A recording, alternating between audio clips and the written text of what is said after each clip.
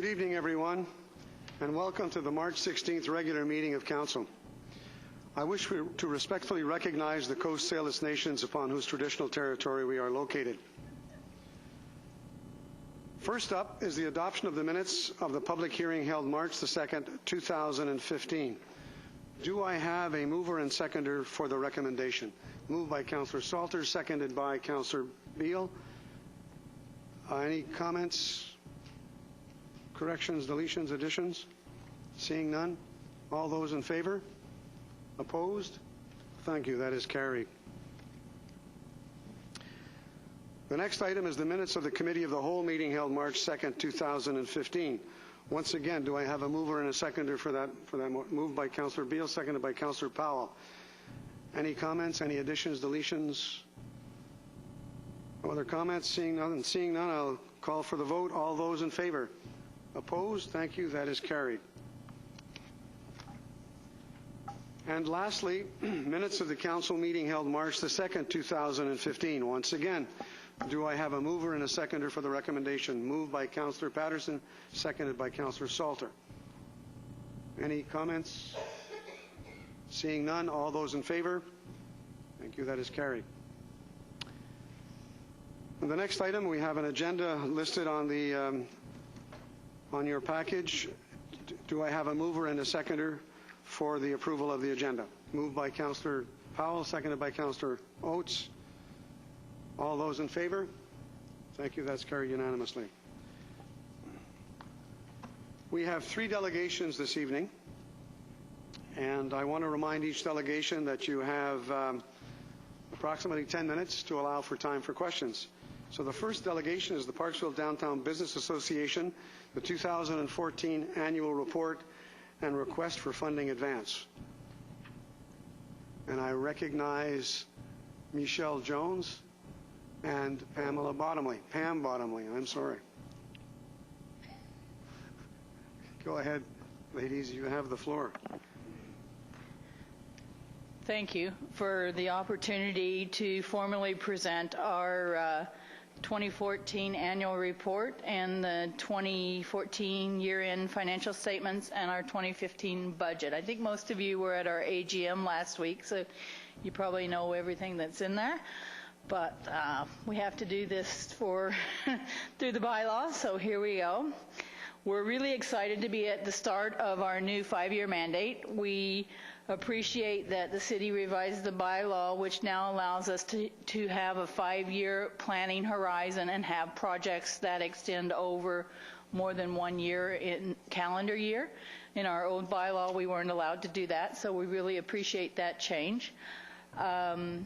So at our AGM last week, we elected 7 new directors. There's 5 returning directors. And of the 7 new directors, or 7 directors elected, 4 are new to the PDBA board. So we're excited about that as well. So we get some new blood, hopefully some new exciting blood. We're going to do our strategic planning session at the end of May. And at that point, we will look to the next 5 years and hopefully come up with our plan of attack for those 5 years. Our budget for 2015 directs more resources to physical placemaking while maintaining our programs of litter removal and graffiti removal. One of our priorities for 2015 is going to be the pedestrian wayfinding system based on best practices, so we're working hard with on that one with city staff.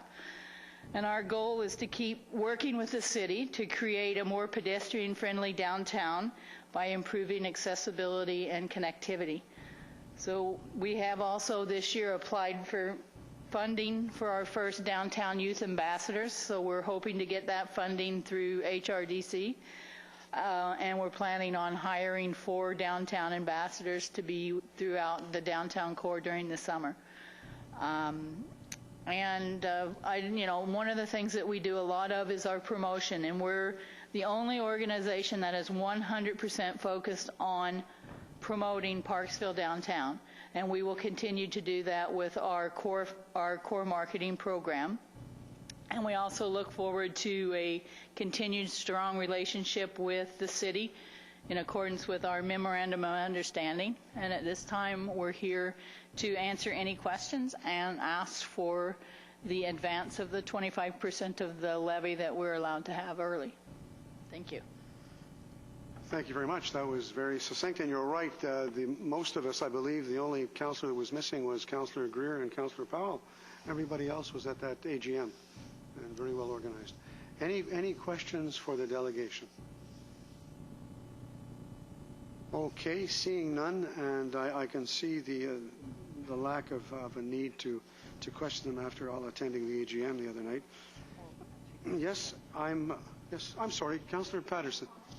You can make a comment. Your opening statements were about new blood, but I hope that they're not cutting any blood.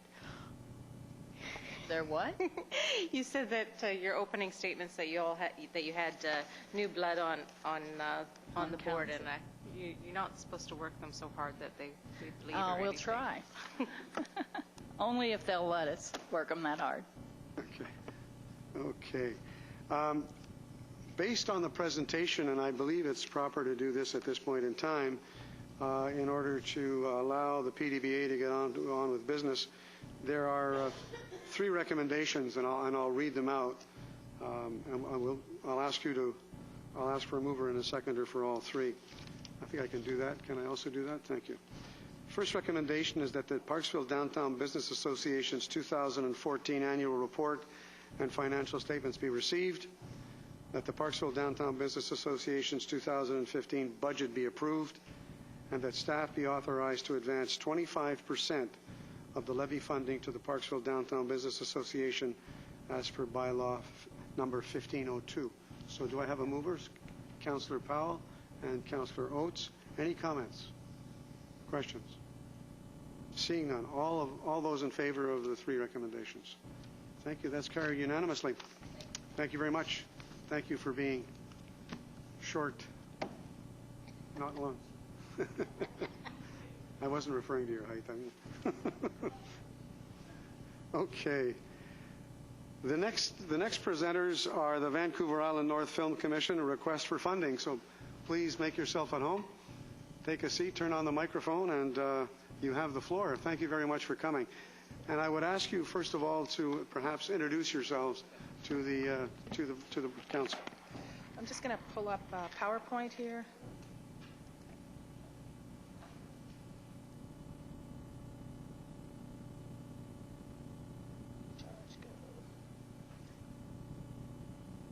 Right. Which one I clicked on the right one? One I did. This one? Click over there. Like that little. I need right glasses. there. Okay. Good evening, Mayor and Council. My name is Joan Miller. I am the Regional Film Commissioner for Vancouver Island North, and with me is the President of our organization, Stephanie Tipple. I'm going to try, and I don't do 10 minutes very well, but I'm going to give you my best shot here.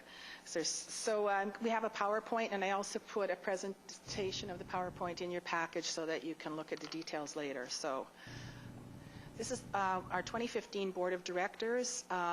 These are the people that we have voting and non-voting board members. The ex officio directors are representative from some of the areas that fund us.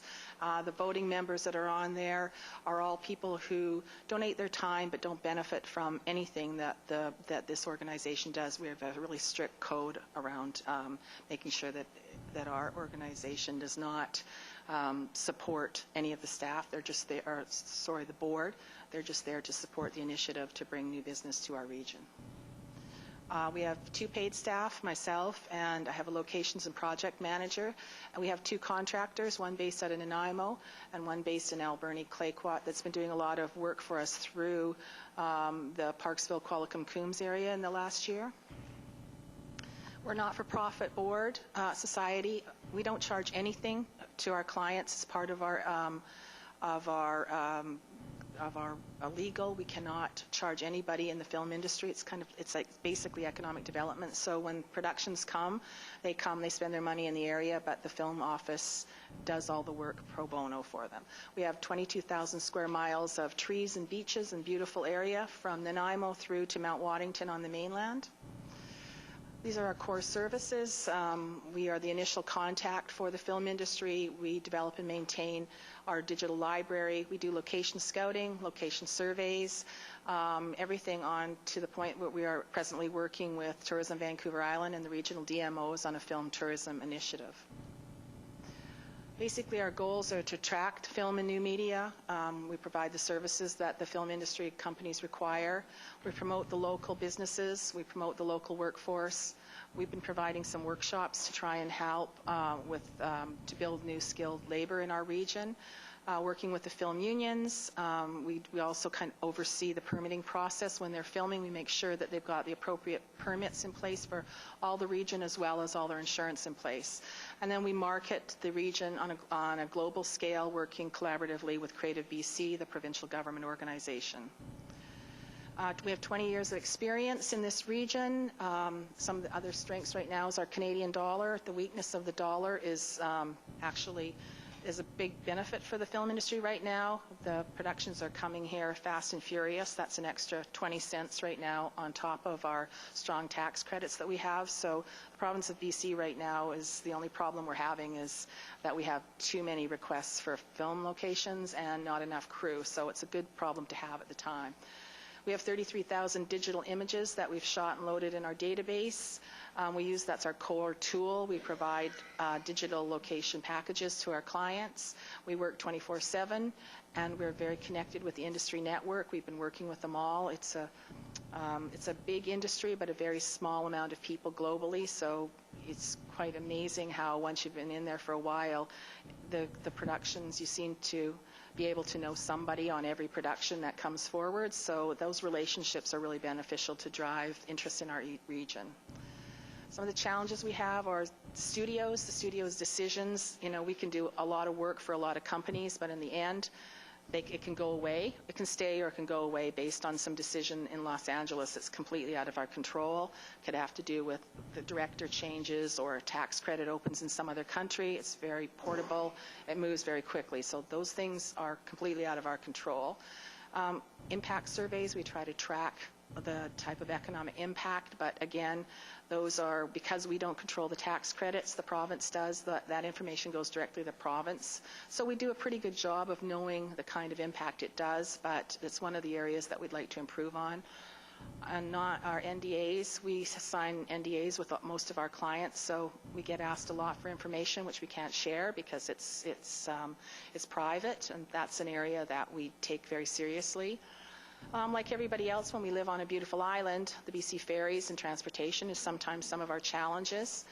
It's a benefit for BC ferries when a production comes to town. They can spend $50,000, $60,000 to bring the crew trucks back and forth, but it's also an additional expense that we have to be able to find other ways to alleviate on the bottom line to make the productions want to come here. Local crew base is a challenge for our area because we have such a large area that many of the crew that is trained and works in the industry are spread out around 22,000 square miles, so it's not really a core hub that they work out of like Victoria. Victoria's people all can go home at night when they work in that area, but ours have to travel many hours if they're working on something. Screen-based tourism is something we've always thought was a benefit for the region, something we are really working on right now with Tourism Vancouver Island to promote, to get people to come back after there's been production shot in the area. There's a list in your binder of these are the projects that shot last year in 2014. I'll let you have a look at them on your own time. This is some of the marketing that we do. We just came back from Locations Trade Show in LA. It's something we go to every year. Work on a board, Association of Film Commissioners International, so I spend a lot of time working with clients through that. I'm working on the Spark Animation Committee in Vancouver, also trying to grow our digital media sector, and I'm very involved in the SIGGRAPH conference through Spark that's been coming to Vancouver for the last few years. This is kind of an example. I'll let you look at it, what it costs us. This is what it cost us to go to the last trip in LA, which was 4 days of working a provincial booth. We have to, as part of our contract with the province, do some kind of marketing with them, so that's the best one that we get the biggest bang for our buck. Last year we landed 2 of the projects that shot. One was called Into the Forest. The other one was a reality series called The Last Survivor that are both editing right now. 2015 production.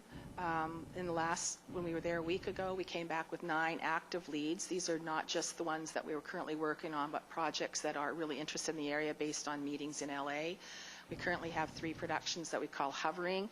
They're in the state of looking at the area, trying to decide, asking more questions.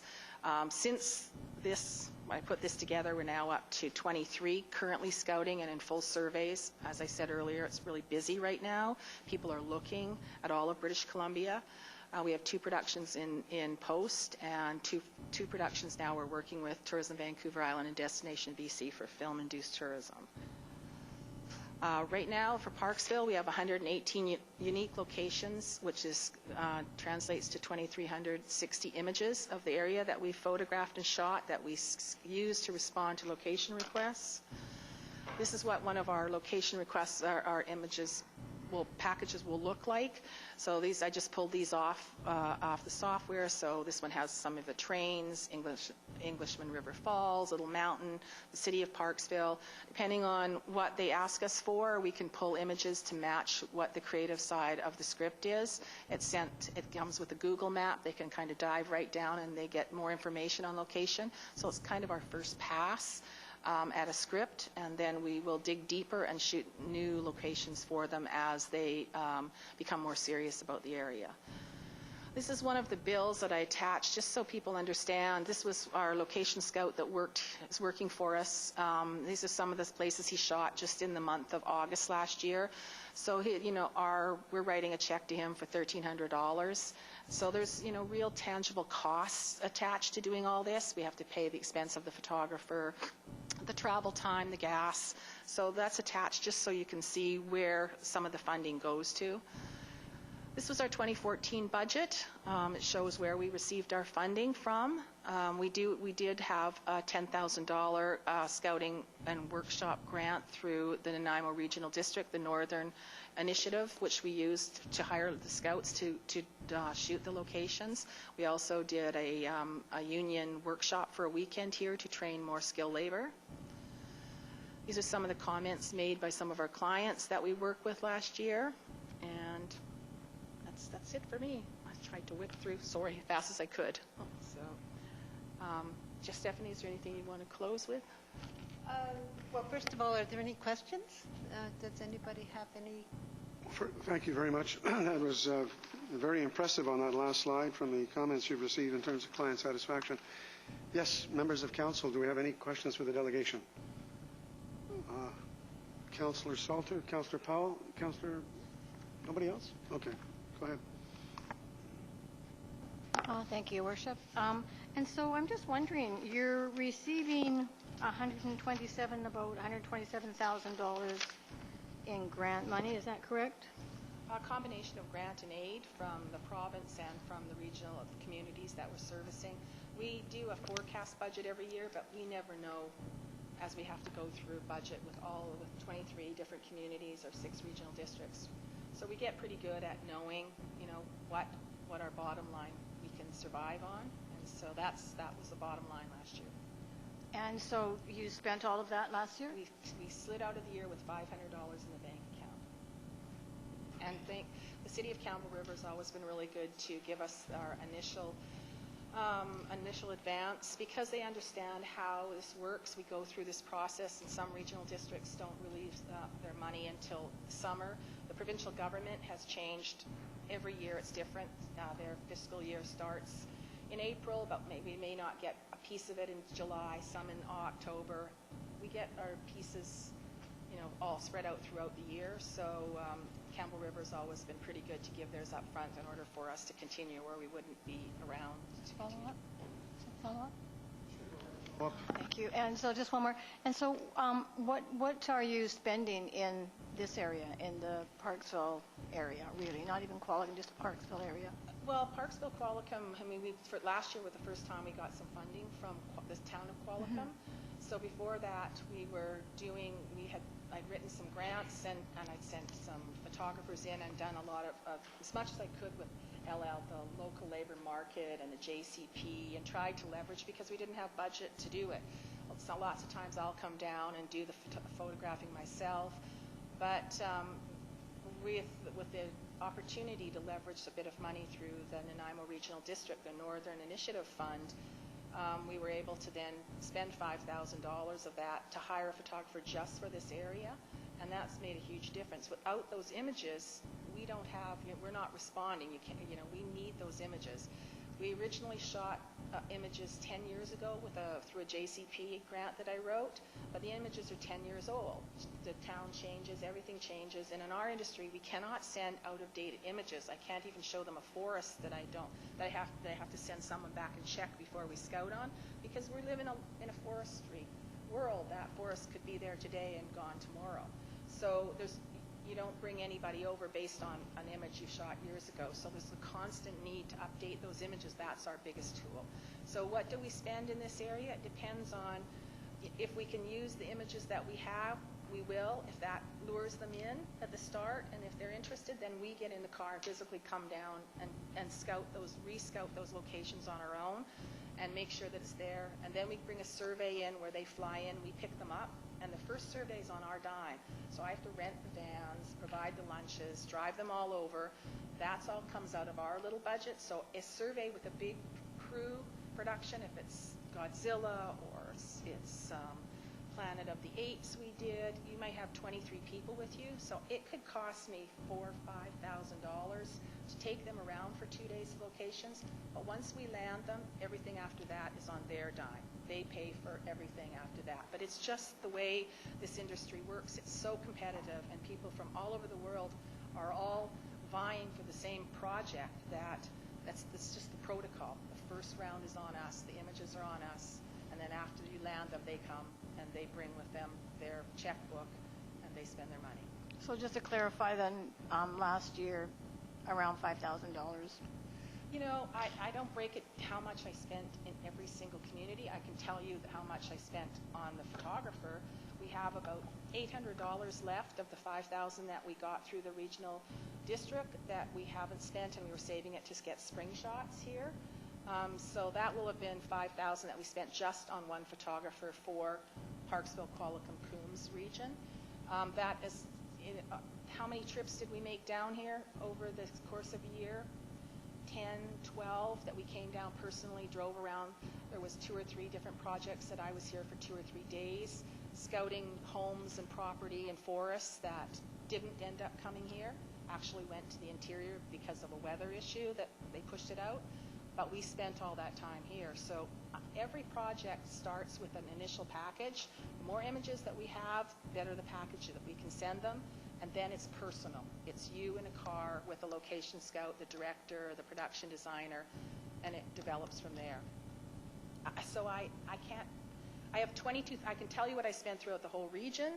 That was our budget, right? That's for 2 staff people and for everything that we spend and marketing. But I can't break it down into every little community. It's our core staff costs $100,000. Councillor Powell, thank you.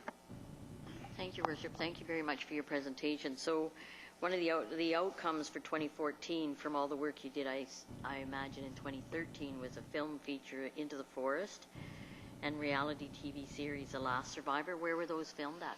The Forest shot at Elk Falls Park, and the reality series shot throughout an area that I'm not allowed to say where it is because the reality series hasn't aired yet, but in the northern part of the island. But Into the Forest actually was one of the projects that I spent 3-4 days here. We found the forest, we found that we were looking for the house, we found everything. And so in the end, they ended up shooting the house in Vancouver, which happens to us quite often. They ask us all the time for the full script, break it all down. And then it was a Ellen Page movie. It was a Canadian independent, so it didn't have as huge a budget as when we're working with Disney. So we know when we're doing all the work for it, we might end up with a piece. And once we ended up with the piece, and we ended up with the forest. But the forest was based on a stump. Of all things, that's what we searched everywhere for, was a massive big stump. And they ended up finding the one they wanted in Elk Falls Park. But they really liked the ones that we had. We were up and down the Stamp River. We were also up and down the back in here in Parksville, Coombs, Qualicum area for many days. But when it came down to it, they found a stump in a park that they could use, and that was based on a big old cedar stump. Councillor Beal. I'd also like to thank you for the presentation. And just out of curiosity, have you been involved with some other feature films? And I'm thinking in particular the film Insomnia, which was filmed partly Port Alberta on the coast, but Alaska and also Squamish. So I was just curious if you were involved with that. I go back. We did Insomnia, and we closed the highway for the first time for another when we first did Trapped at the same time. So we had crews scouting in Port Alberni. Well, they scouted everywhere, and they ended up choosing Port Alberni for a specific look of the old part and of the waterfront where they could do some work in the water. And then the first time that we closed or bypassed the highway was for a movie called Trapped, and that was out between Courtney and the Cook Creek direction. So yes, every project that's come in the last 20 years has come through our office. So we have a list. We have done about $78 million worth of direct economic impact in the region that we have been able to collectively monitor. But yeah, if we went on and showed you, we get maybe 150 productions that we work on every year, usually land, pieces of 12 to 15 to 20 of them. Well, thank you very much. The reason we invited you here this evening is because we're going through budget deliberations, and we wanted to know more about your organization. Very, very thorough presentation, very impressive, and it's interesting to note that you market the area on a global scale, which is pretty impressive. Yeah, I was the vice president until last year of the Association of Film Commissioners International, so I also chaired the International Film Conference all around the world. So coming from what people call more of a rural area, I mean, that's the kind of area I love. I look at these locations and see as a huge asset, but I had to get out and meet the industry. And it is a very small global industry, and so I can go to LA and have meetings with people that if I hadn't gotten involved and volunteered on all these bigger boards, you just become lost in the pool. But over the years of working on so many huge, big features and knowing so many people, I really found that it's been a real asset. We always get the phone call. We might not land the movie based on many different reasons, but every big movie that comes to BC that isn't completely studio bound, we get the call from our clients to say, please send us a package. So at least we're always in the ball game. Yes, Councillor Patterson. Just a question. And you are located out of? I live in Campbell River. Yeah. And have to live somewhere. That's where I was born and raised. But I greatly appreciate that. When we talk about growth and everything in the city of Parksville, someone like you and your organization is exactly what we would love to have here. Well, we have a passion, and the people that have been committed to the island for so long. And I look around at all the area, and I'm very blessed to be able to represent such an amazing collective of beauty and beaches and forests and small towns. And we do our best. And when we're out talking and we're traveling and we're promoting it with our brochures or the things that we're doing, we're promoting the whole because we're so much stronger as a whole. We don't promote one over another because it's the location that sells itself, and we can't move that location. It is where it is, and we just need to make sure people know that it's there. Thanks again. Does council want to entertain tonight, or do they want to definitely defer that to the budget, or are we prepared to make a decision this evening? Pardon me? What's the pleasure? Yes. Thank you, Your Worship. I'd like to, I know that this is an item on our budget, but I would really like to make sure that Vancouver Island North Film Commission and everything does get a portion from the city of Parksville, so I'm not sure if that's where we're looking at right now, but I'm prepared to make that. So we're going to wait until we have our next budget meeting. Okay. Thank you very much again for coming. I appreciate it. Very enlightening.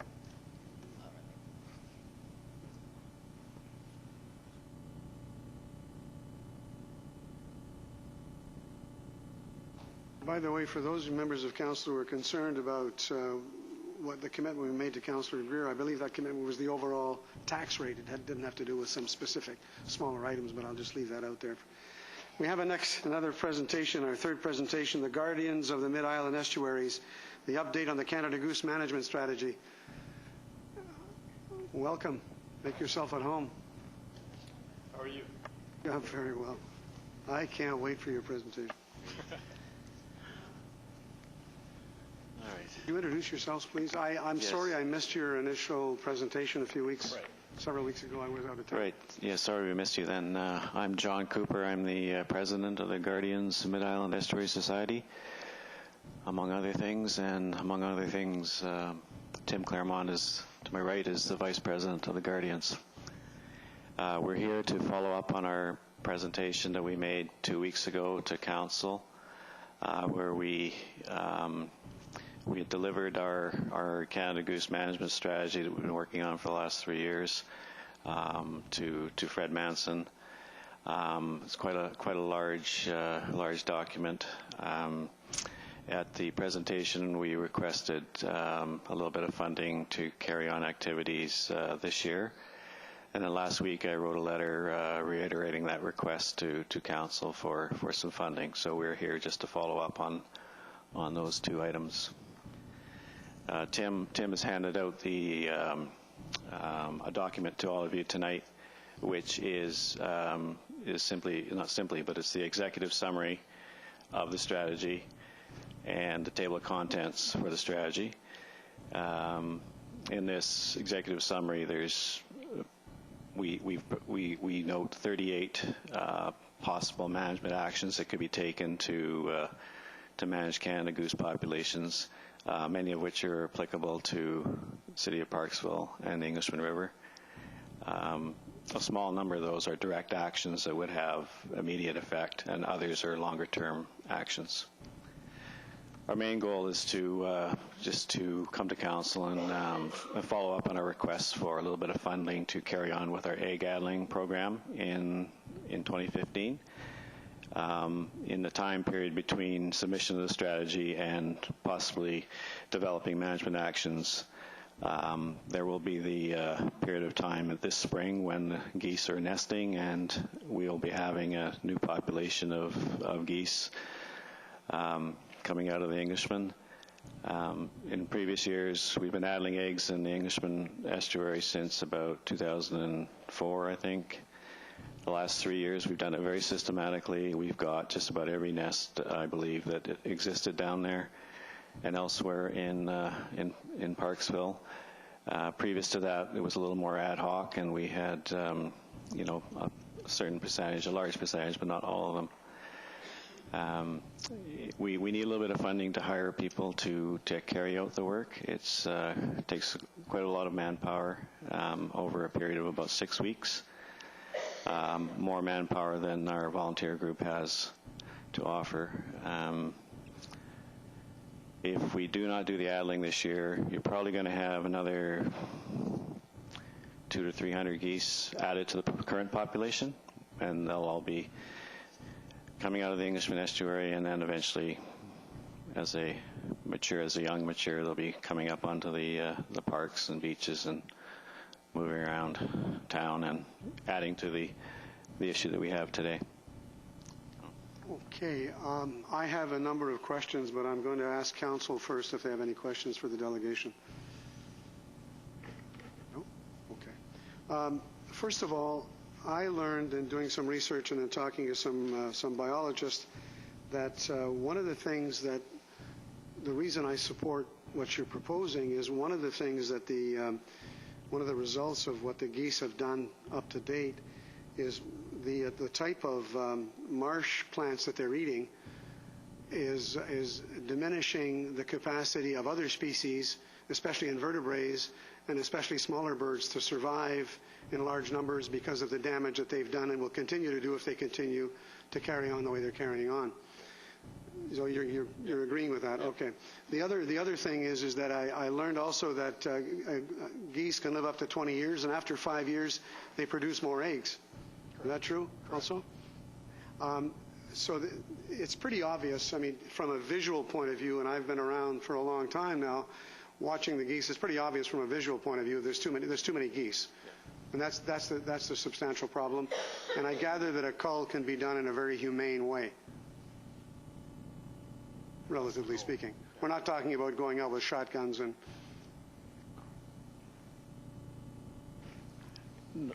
Well, a cull is one direct action that can be done, and it can be done very quickly and very humanely. Yes, it's been done many other places, mainly down in the U.S.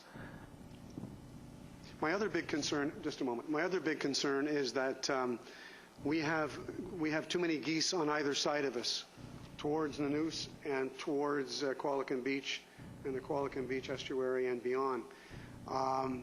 If we go through with hopefully if we go through with this business of a cull, what kind of impact by other groups not doing it would that have on the geese that are in these other areas coming to this area, or is that pretty much? I'll take that one.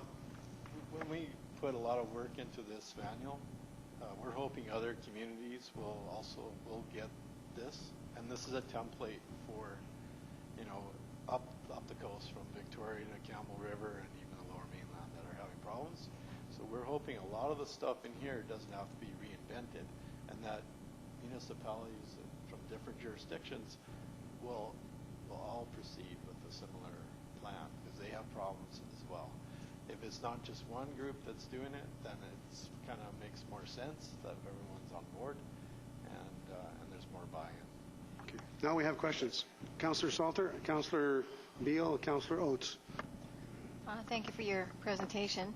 And I also agree with this program, but I think that it's more than a short-term program. I think it's a long-term program, and so I don't think it's something that you're just going to do for a few years and everything's going to be better. I think it's going to be a constant.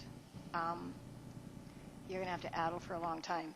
I'm wondering though, if there is a call, let's just say you get approval for a call this year and you do that call, and you continue to addle after the call. Would you not have to, do you think that would prevent you from having to call in the future if you were able to sort of get a handle on the numbers with one call? Or? Yeah, the question of numbers is a sticky one, and it's something we would have to arrive at, how many, and how often. These are things that one of the things that the Guardians would like to do is develop a working group with the City of Parksville to set out, goals and objectives for what we would like to do, and we would have to come up with a number, and we'd have to figure out if it would be effective or not. Going back to the mayor's point, the issue of birds, Canada geese being present up and down the east coast of Vancouver Island and other communities, there is obviously risk of some of those birds filtering back to Englishmen, but in our studies in our last 3 years with our collaring of birds, we documented in the strategy is that the Englishman River birds is quite a local population. It doesn't move around very much. The birds in Qualicum move way more, move off island more, move up and down the island more. The Englishman River birds tend to just stick very, very close to Parksville, just outside in Arrington and in the Englishman itself. So I think the Englishman is probably one of the best areas for a cull of some kind that would have some kind of impact. But I agree with you. I think we'd have to carry out an action, and we would have to monitor and carry on at some level, going down the road up until a point, hopefully, when we get to a point where things are stabilized. Councillor Beal. Thank you, Your Worship. I just wanted to mention that in the agenda following the presentation, we do actually have some recommendations coming forth, which include receiving this and moving ahead, and also establishing a working group to look at the problem. So I certainly want to support these recommendations coming forth, and I really appreciate all the work that you put into this, and you coming a couple of times and helping us really understand the scope of the problem, and also understanding that moving ahead to work with the levels of government that you'd need to. I mean, unfortunately, fortunately, depending on the situation, it does seem to require a higher level of, you know, a larger degree of I'm not sure the word is, but, you know, really making sure that everything is dotted and crossed, et cetera. So I can appreciate how much has gone into this. Anyway, we do have those recommendations coming up further on in the agenda. Councillor Rhodes. Thank you very much. This is a very important issue to a lot of people. Is it? Do you have a preference to a cull or addling? Well, I think addling is a preferred technique, but addling is a preferred technique. I think for most people, but it's proven to be not effective in this community. We need to do more than just addle. So what we do is the next step, and that's what we need to discuss within a working group. You know. Just to follow. Can you do you have any knowledge of how long it would take to obtain the proper permits to start upon a cull? Is it something that could be done in the immediate future? Or is it something that would eliminate the need to addle this year, or do we still need to addle and look at a cull of that sort of magnitude in future years? Yeah, I'll take that. The geese are nesting now, so there's no way that not addling this year is going to. It'll just mean there'll be more birds to deal with. When the best time to addle would probably be during the molt time when the young and the adults can't fly. So that's July. So your one question, could a permit be obtained by this July? Possibly, but it doesn't preclude the need to do addling now. Okay, I just want to conclude by saying that the reason I'm committed to the recommendations is that this, they call it a trophic cascade, impacts hundreds of other species dependent on the estuary and food web, including all salmonids and hundreds of migratory and wintering birds. And I think that's very important for our environment, for our sustainability. So thank you for the report. Okay, no further questions for the group? We'll read the report, and I guess that's coming up next on the agenda. So thank you again for coming, and thank you. We'll have that settled in a moment or two, I suppose. Great, thank you. So you're going to discuss now? Pardon me? You're going to discuss now? Yeah. Okay. Yeah. So we have council. We have three pieces of correspondence tonight, and the Guardians of the Mid-Island Estuary Society funding for Canada Goose Management Strategy. I'm going to read the recommendations, if I may, because I think it's a fairly important issue. The first recommendation is that the correspondence from the Guardians of Mid-Island Estuary Society dated March 9th, 2015 regarding financial and staff assistance for development and implementation of a Canada Goose Management Program be received.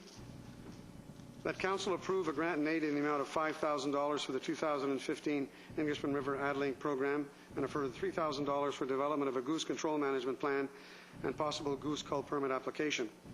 And number 3, that staff be directed to establish a goose control management group in conjunction with the Guardian of Mid-Island Estuary Society to develop a long-term Canada Goose Management Plan, options and resource requirements for Council's consideration.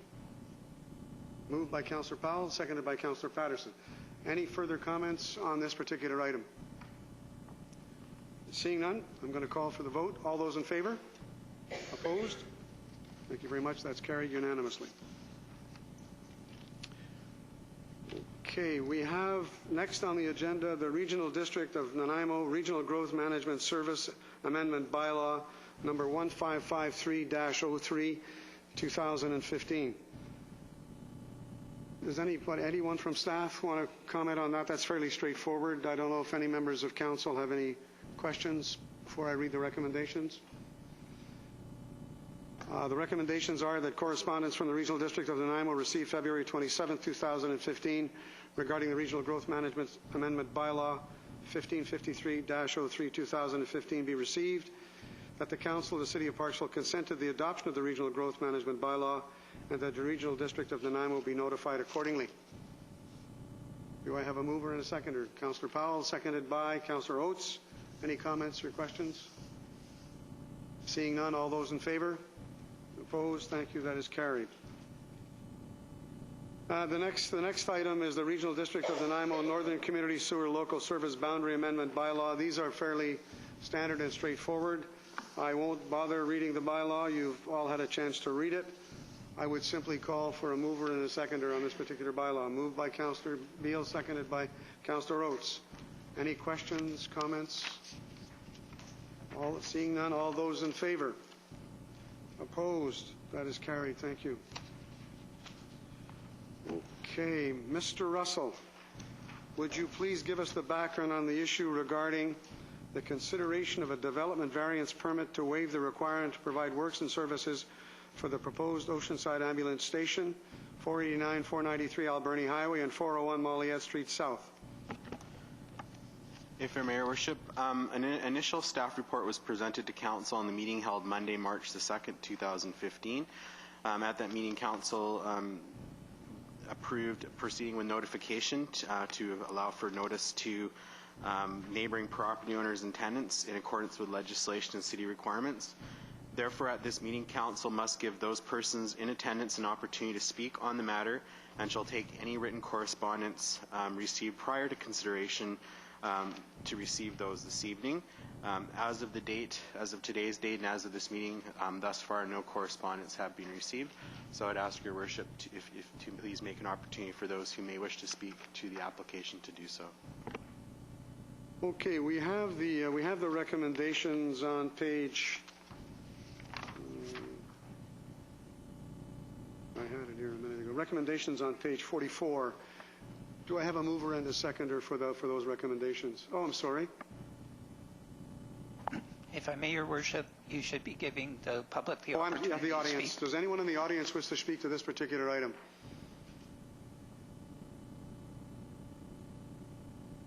Okay, seeing no one. Council, do I have a mover and a seconder for these two particular items? Councillor Salter, seconded by Councillor Patterson. Questions, comments on this particular item? Councillor Powell and then Councillor Beal. Councillor Oates. Thank you, Worship. I'm just trying to get a picture of, when you look at this picture that you provided, and this is the health center. And so is this the front? Is this the bay part of the building in the front there, or do you go around to the back? And if you go around to the back, how do you get there? If I may, Worship, through to Councillor Powell. Sorry, page 51. If I may, Worship, I believe page 52, that's a zoomed in kind of view of the site. Page 52 on the next page shows the overall view and provides some context. So it's behind the existing health center complex, but the parking area connects onto the existing parking lot. So on page 52? Yeah. And so on page, just to follow up so I understand this. Sure. So in this here, yeah, and this is the front, this is where the bay area is, not around the back? Yes, correct. Okay. Thank you. Yep. Councillor Beal. Thank you, Your Worship. I just wanted to get a little bit of clarification. On page 47, just immediately below the diagram, I read the sentence, council decision shall apply to subsequent owners of the property.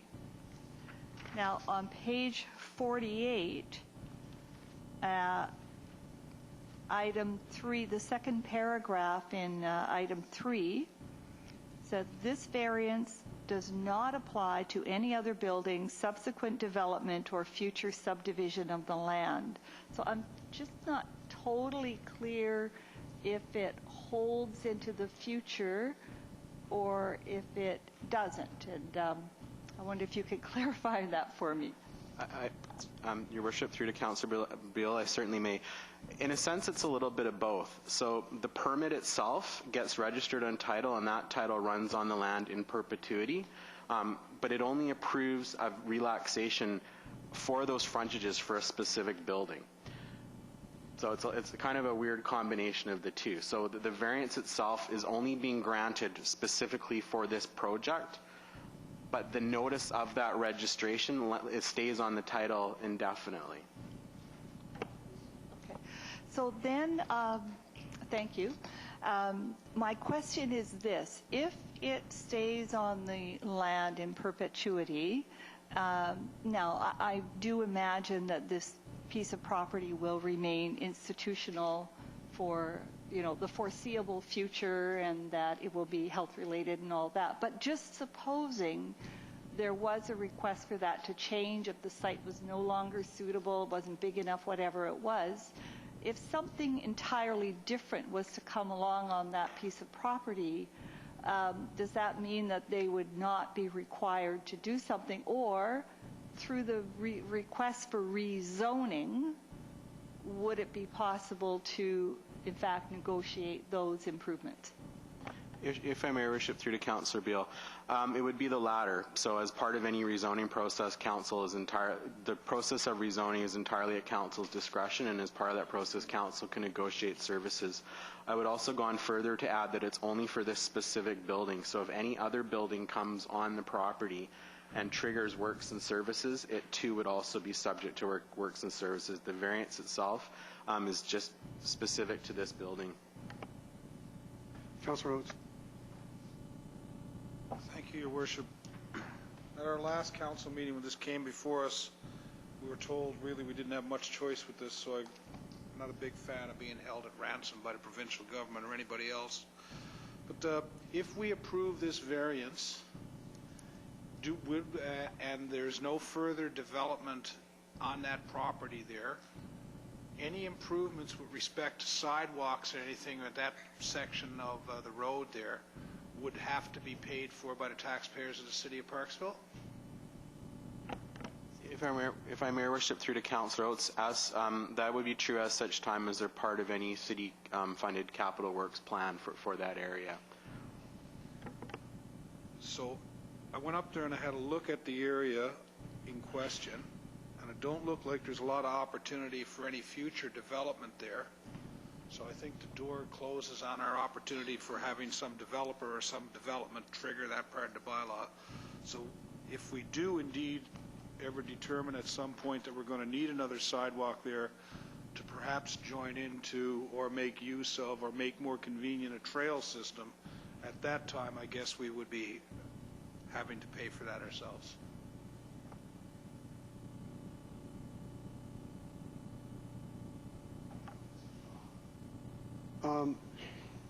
I'd like to ask Mr. Russell the following question. On the bottom of page 45, the last paragraph, there is value of infrastructure improvements. The value of infrastructure improvements of approximately $230,000, which is a lot of money, that will not be installed at this time. This does not preclude the future requirement of such work should subsequent development occur on the property, which is, I guess what you're saying is unlikely? If I may, Your Worship, I actually haven't said that. You haven't said that? If I may, Your Worship, I believe it was Councillor Oates that said that. Oh, okay. I'm sorry. I'm getting confused. My specific question is, are we going to advise, I guess it's Island Health, that there may arise in the future the need to charge for some of these off-site works? In other words, this is not a forever and a day type thing. It's something that we may come back on them if we need to. We won't be doing that, but are they aware of the fact that should subsequent development on the property and the infrastructure is determined to be of greater relevance at the time, we could be coming back to them? If I may, Your Worship, the terms of the permit itself outline that the variance is for the specific proposal. As to whether or not they understand that or read the permit that they sign, I don't know. Should we not do that? Just a question. If I may, Your Worship, as is outlined, this permit only exempts this building from works and services, any other building in the future in excess of the limit would invoke the works and services. Okay. Any further questions from members of council? Do I have a mover and a seconder for the two recommendations that are listed in your report? Councillor Powell, Councillor Beal. Any further comments? All those in favor? Opposed? Mr. Russell, back to you on cosmetic pesticides, the options to address cosmetic pesticide use in the city of Parksville.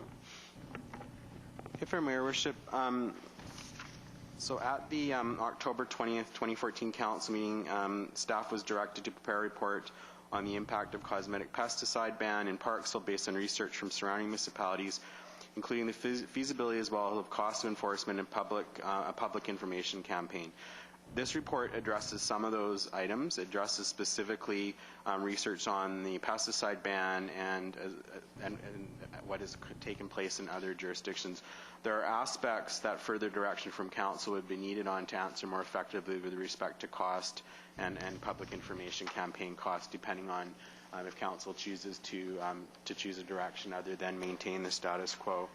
I think one of the most important things to realize is really the authority that municipalities do have in the regulation of cosmetic pesticides.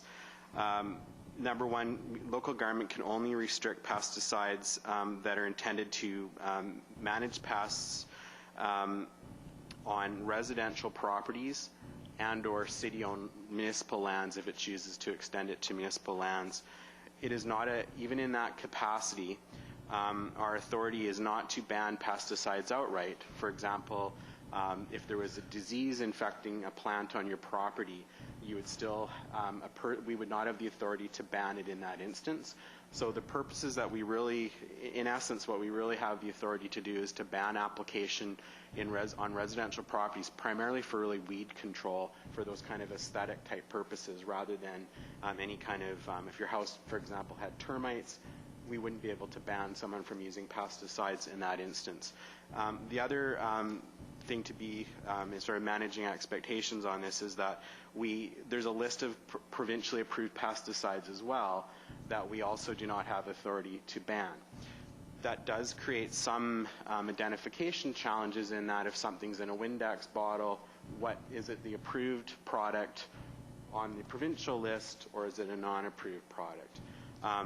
The report goes into more details on some of those different factors. Thank you very much. By the way, this is an excellent report in passing. I really appreciate the work that staff have done on this. Members of council, questions for Mr. Russell? Councillor Patterson and Councillor Powell. Thank you. In our package on page 72, there was a brochure. Do we still use this is it still in use? If your membership through to Councillor Patterson, it's actually at the planning counter and it's on a rack right in the lobby. Awesome. Yeah. Councillor Powell. Thank you, Your Worship. Thank you very much for the report. It was very good. What I'm curious about is, I know we're going to just receive this tonight and we're going to wait and see what the provincial government is going to come out with. So do you see that as an all-encompassing thing that they're going to come out with that we can use to create our own bylaws? Do you think it, I know I shouldn't put you on the spot, you think it's going to have any teeth?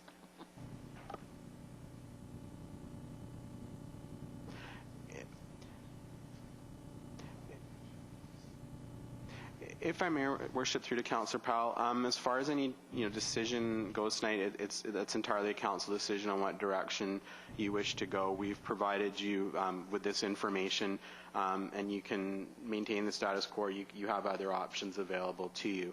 Our understanding is that the provincial program, at least based on the information that we have to date, would make any cosmetic pesticide that we would enact today likely superfluous, in that 12 to 18 months down the road, if the province does go ahead based on what they've indicated thus far, it would in a sense address take the same approach. So Thank you, Your Worship. I know that we have a recommendation just to receive, but if you refer to page 57 to the options, I was reading, as I read this report, I think that I like number 3, direct staff to review the progress of proposed provincial regulation amendments in 12 months, and in the interim, direct staff to coordinate with the RDN to provide appropriate educational and promotional materials with alternatives to pesticide use. So is it appropriate to make that motion to replace the one of receipt? Could I make that? CAO. If I may, Your Worship, what I would do is combine the two, receive the report and... Before we get there, are there comments, any further questions for staff before we get to that? Because I have a few questions. Yes, go ahead, Councillor Beale. I would just also like to say thank you for a very informative and detailed report, and I appreciated reading the information that you gleaned from neighboring cities, from Nanaimo, from Qualicum, Victoria, and the detail about the attempts that were made in Port Alberni on the different fields and the medians, I thought was very interesting. And I know I've tried, burning in the vinegar and various things as well. So to learn where it's effective. And so that's why those things keep coming back up. It affects the top, but not the roots. How about that? But no, truly, in all seriousness, it was very, very, very informative. Thank you. Seeing no other comments, I have just a few, mainly comments to make and one question. I understand from reading the report, it makes it very clear that we all have certain responsibilities with regards to how we use pesticides, and it's incumbent on everybody to take that responsibility seriously. And I understand that the dilemma and the quagmire between you have federal regulations, you have provincial regulations, and if you're familiar with the water stuff, we'll know very well what kind of a glitch that those things can do. My question is to you, Mr. Russell, and I don't mean it to be indiscreet. Feel free to answer or not. What do you think of the Qualicum Beach bylaw on banning cosmetic pesticides? I read it and I was kind of partial to it, but what do you think about it in light of what's going on? If I may, Your Worship, it's certainly an approach that others have taken, and I think it's certainly an approach that a council can take, but I think it has to be done with managing expectations on what it's actually able to achieve. What it really sends more than anything is a message. I think it's a difficult to enforce type of bylaw. So it does send a message, but it may increase the number of bylaw complaints that we receive without very effective tools in actually enforcing it. As I said, how do you know without a chemical analysis, what's in the spray bottle that someone's spraying? I think that's, at the end of the day, that's the challenge. Thank you. And we all know what this council thinks about more bylaw officers. Councillor Patterson. Thank you, Your Worship. Based on the fact that we'll be looking and voting on options and combining the recommendation, and my other question in regards to the brochure, do you think that there's a lot of work that the city needs to do to have more promotional material, and is there any cost that might be incurred? If I may, Worship, through to Councillor Patterson, I think the brochure series is actually quite an excellent series. It's just whether or not Council wishes us to proceed further with more of an open house for people that are interested in alternatives and seeing if we can coordinate something with the regional district on that. And I certainly don't mind speaking to the regional district to see if they have any outreach programs. I know when they originally launched the cosmetic pesticide brochure a couple of years ago, they actually did do an outreach initiative then, and I can certainly touch base with them to see if they have any other plans for that. If they don't, then any kind of initiative like that would be based using our resources likely.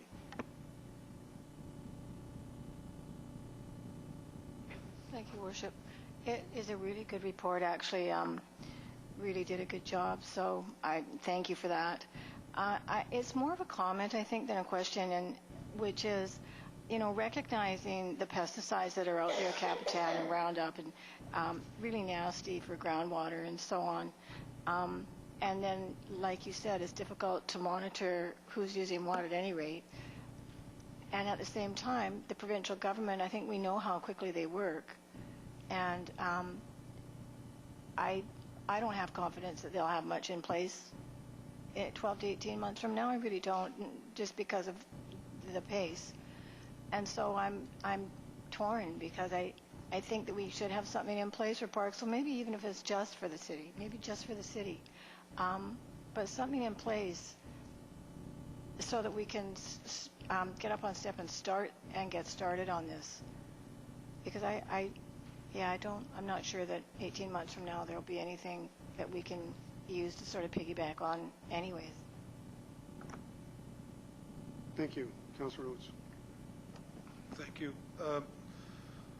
In your report, it speaks to the City of Port Alberni's experience, and it specifically speaks to using the product Fiesta over Killex. The effect of such a bylaw, were we to bring in such a bylaw, would restrict the city's ability to use a product like Killex. Is that correct? If I may, Your Worship, through to Councillor Oates, it actually depends on how the bylaw is constructed. Council could choose to have a bylaw constructed in such a way that it just applies to residential properties, or it could extend that ban to municipal properties. One of the challenges may be that if it's good enough for the residential property owner, is it good enough for the city to follow as well? And I think that's maybe one of the challenges in separating the two out. But you don't have to apply it to both municipal lands and residences at the end of the day. Okay, if I might follow up on that. Yeah, I think we'd want to be universal in how we would treat anybody, ourselves included. And I think this was also reiterated when we had a presentation from the Parks Department. The cost of using something like Fiesta as opposed to Killex at a place like Springwood Park is cost prohibitive for the results that we get. If your membership, the council, the costs are significantly different between the two, and the other challenge is that the product doesn't actually work effectively within the timelines with the summer field scheduling. They can't apply it frequently enough, just based on the timing involved to actually to be as effective as it needs to be with the plantain removal.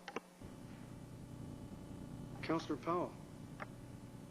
Thank you, Worship. I'd like to make this motion for the recommendation to receive, with the addition of direct staff to review the process of proposed provincial regulations and amendments, all of number 3 in the options selection on page 57.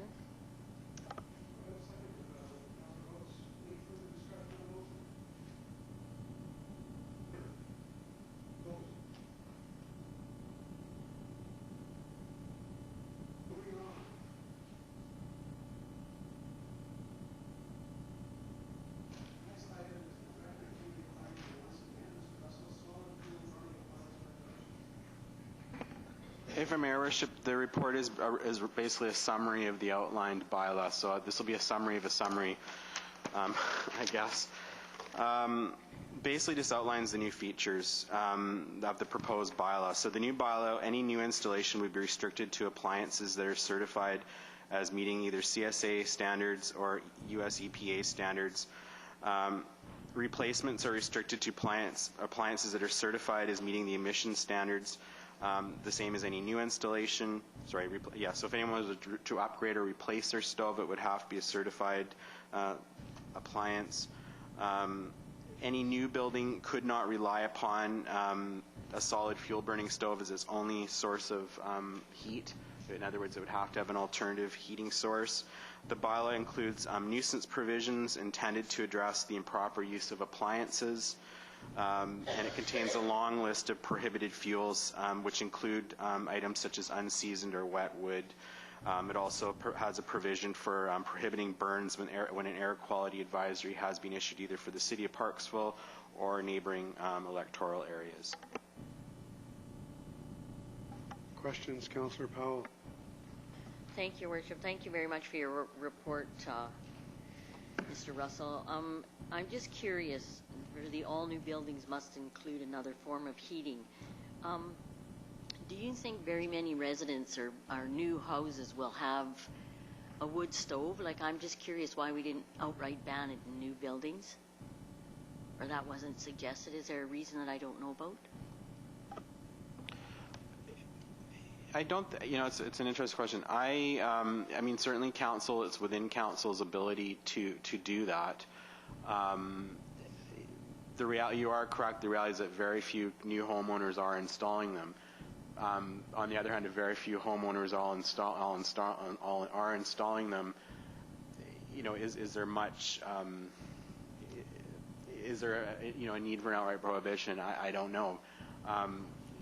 Certainly, if people are installing them, you'd want them to meet a minimum standard to ensure that they are, within specifications for the emissions that they're putting out.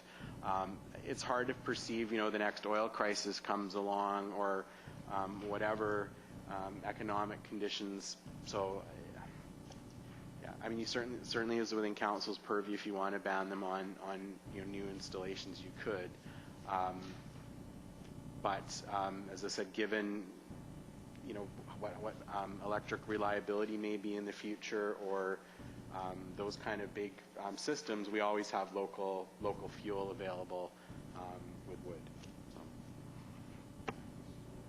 So. Thank you. So the way I look at it, if we're talking about now, if we're gonna ban wood stoves, we have to grandfather the ones that are here now. And so it seems to me, if we say ban them in any new residential properties, then we're getting ahead of the game, so we won't have to deal with it in another 30 years, is what I'm thinking. Like, that makes sense to me, and I see Fred's leaning forward. CAO. If I may, Your Worship, through all of council, that's totally up to you as council to determine one way or another. That's totally up to you. That's not something that we can advise you on. This is a community issue. This is something that you guys are elected to determine. It's not something that staff would normally decide upon. When that motion comes forward, I could put that change in there, amendment. If I may, Your Worship, again through to Councillor Powell, this report is really an introduction to the bylaw that is later on in the agenda. The bylaw is not outright banning them. If it is an outright ban, then I guess you could defer reading of this, direct staff to go back and change the bylaw to include an outright ban, and then bring it back for council's consideration. I also detected from from Mr. Russell's comments that banning them in new homes is somewhat questionable in terms of rights and freedoms, or I don't know. Am I? No? If I may, Worship, I mean, Parksville's going from having no ban, no regulations whatsoever on wood stoves. So how far do you introduce that concept? And so that, I think that at the staff level, when you look at the circumstance. The other thing is we're not in a geographic area that's really known to having smog issues. We're not the Fraser Valley. We're not the Los Angeles Basin. A lot of places in valleys have those kind of issues. We historically, while we may have the individual nuisance property, we have not really had large-scale overall community air quality issues. So I think that's the challenge in how far do you go in going from nothing to something. But as I said, that's council's prerogative ultimately. Councillor Oates, Councillor Salter, and Councillor Patterson, and finally Councillor Beale. Following up on what Councillor Powell has been talking about, I understood that was the direction to staff when this issue came before us a ban. That was the issue there, and that option, for some reason, wasn't considered at all. So I'm not understanding why there was a communication breakdown when this initially came up, and the way it was discussed, and the report that's in front of us, or the proposed bylaw that's in front of us tonight. I believe that at that previous council meeting there was a suggestion of contemplating an outright ban, and that's not in this bylaw. Are you referring to the resolution on October 20th, 2014? Because it states that staff review wood burning activities in the city of Parksville with respect to developing options for regulation of wood burning appliances in the city. Doesn't talk about a ban. That's correct. It does not talk about a ban, but I believe the intent when it was discussed that night was to contemplate a ban in the bylaw. I believe that that's what it contemplated. Not to my recollection. Thank you, Worship. A point of order. Councillor Oates wasn't on council on October 20th, and I think this is a resolution or a recommendation that came before, and then we had a later discussion once Councillor Oates was on council, and I'm not sure if a recommendation came out of that meeting or not. Councillor Salter. Thank you, Worship. I think this was really well done, again, so thank you for this. I just kind of got a little bit surprised by the outright ban. I didn't see that. I was not aware of that, and I also wouldn't think that our community would be agreeing with that either. My question, though, was with regard to this bylaw that's in front of us. When we talk about having an alternate source of heat, but if that alternate source of heat is not available, then they would be burning wood, even if there was some sort of air quality issue. My question is, if, for instance, someone's hydro's been cut off, or if, for instance, someone's run out of oil, and they were using wood, would that apply because they wouldn't have an alternate source of heat? I'm not sure, so I'm just questioning that piece. If I may, Worship, through to Councillor Salter, I mean, that would come down really if there was an enforcement action in effect and what the legal ramifications are. So from a legal perspective, I wouldn't be in a position to comment. I would suspect that if someone didn't responsibly look after their heating oil or their other fuel source, that I would suspect that they probably would not meet the spirit of the bylaw. But again, I'm not a lawyer, so it would be hard to weigh in further. My reason for that question is I am aware that there are a lot of people who are living below the poverty line in this community. There's a lot of people on fixed incomes, and they have wood for that reason if they can't afford the hydro, and so they do use wood as a backup, and sometimes as a source. If I may, Worship, through to Councillor Salter, the proposed bylaw only would put that type of restriction on a new installation, maybe I misunderstood. Like in a new installation, you would have to have two forms of heating. You would have to have a wood stove and an alternative source. If you had an old cottage and your only source of fuel was your wood stove, you would still be able to continue to use that. So that's grandfathered. So that one's grandfathered. Correct. I see. Okay. Thank you. Councillor Patterson.